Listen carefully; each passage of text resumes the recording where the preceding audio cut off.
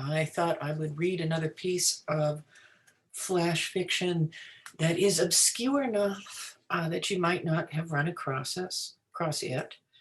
This actually came out in a gorgeous little book called The Bestiary, edited by one of the most awesome editing teams in the industry, Ann and Jeff VanderMeer. This was a project that they asked me to participate in, which was super cool. And they gave me the letter T and said, write about a beast. And I chose toads because I enjoy toads. That's a whole nother story. But I will just read my entry and we'll see what you think. Tongues of Moon / false toads. A particular kind of toad is not a toad. These not toads are called tongues of moon or false toads or other names less mellifluous. Such a toad does not believe itself a toad, but rather a dog or a dragon or an alabaster statue, something very different from the earth and flesh of its origin. Some alchemists grow mad looking for these toads, moving from fen to fen in fevered swamps, picking up toads, studying them, trying to decide if that was a croak or rather a lion's roar or baboon's whimper, filtered through toad-like sensibilities. They move further away from human thought. Their quarry cannot be found in this manner.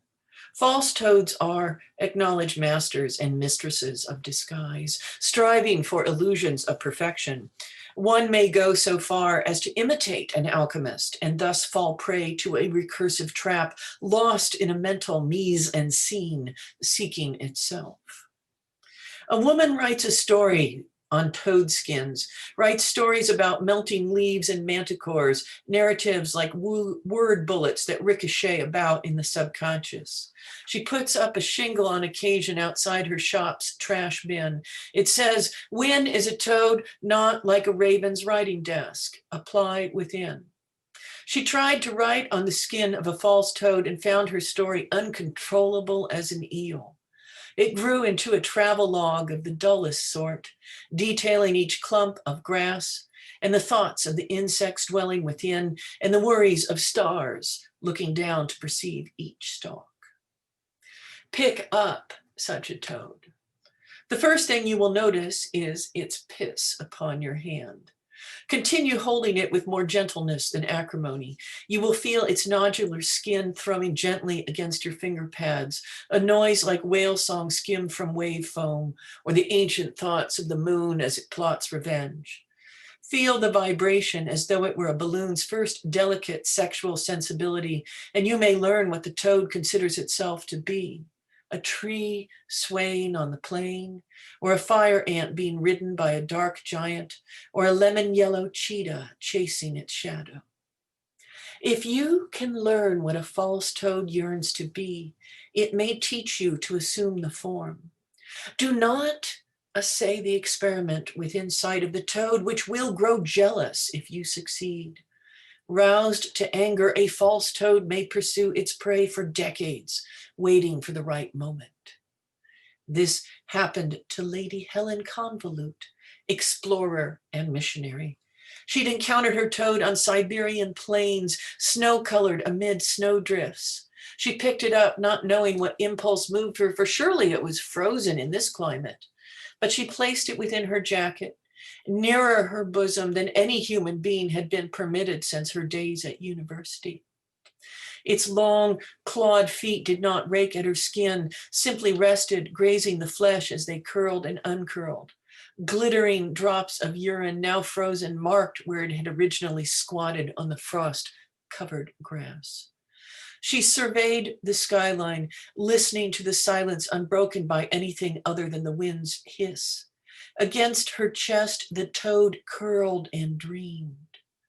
Thoughts of other forms slipped over her, gloved her hands and paws, made her think of red hunts on dark nights, of catching mice on snowdrifts, their bones crunching in her mouth like sugar cookies, or the baked bones of sparrows.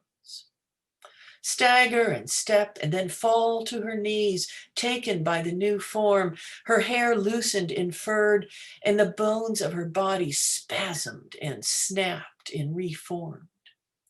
When she arose, she stood as wolf. Behind her, the toad seethed with envy, planning to avenge itself as sure as cyanide over the course of the coming century, the last age of werewolves the world would ever see. Every once in a while, a false toad is spawned that doesn't know what it wants to be, only what it doesn't want to be. It shuns the form of an antelope or a bound book or a lump of beeswax. A medium once claimed to know where false toads would sing. She said that when they were about to give birth, they would loose their voices and fill the air with clouds of notes like milt. Who's to know? The lore of false toads has vanished.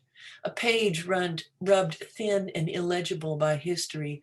Little is known and much is guesswork, based on how people think false toad logic should work and what gates open before it. If you find a toad, should you embrace it in the hopes that it is a rarer, more dangerous thing? Or should you ignore it like an indecorous fart? Surely to accept it is to open yourself up to new things, to the tortured imaginings of a toad's ambitions.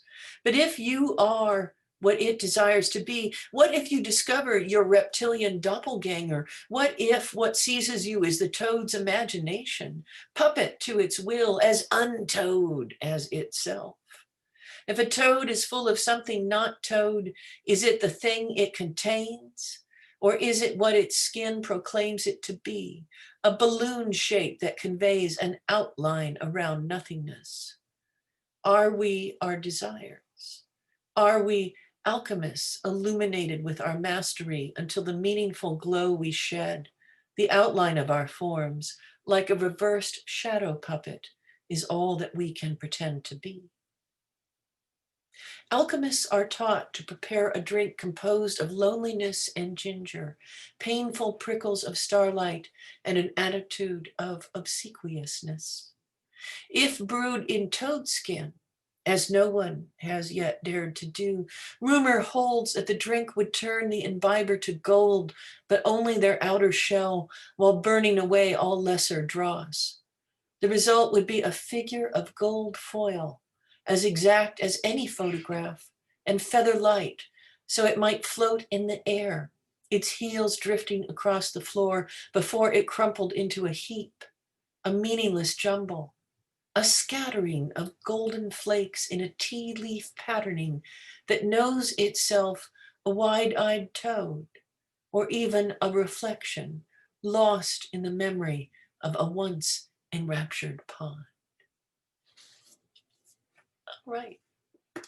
I hope that was entertaining. Let me know if it was.